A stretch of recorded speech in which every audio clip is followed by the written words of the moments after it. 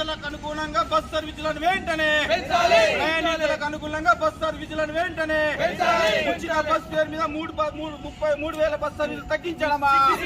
తగ్గించినటువంటి bus సర్వీసులను వెంటనే bus సర్వీసులను వెంటనే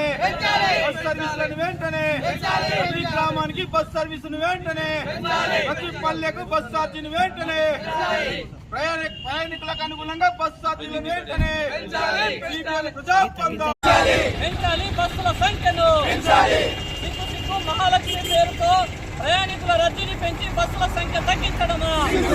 బస్సుల సంఖ్య తగ్గించడమా? సిగ్గు 3,000 బస్సుల సంఖ్యను తగ్గించడమా? రాష్ట్ర వ్యాప్తంగా 3,000 బస్సులను తగ్గించడమా?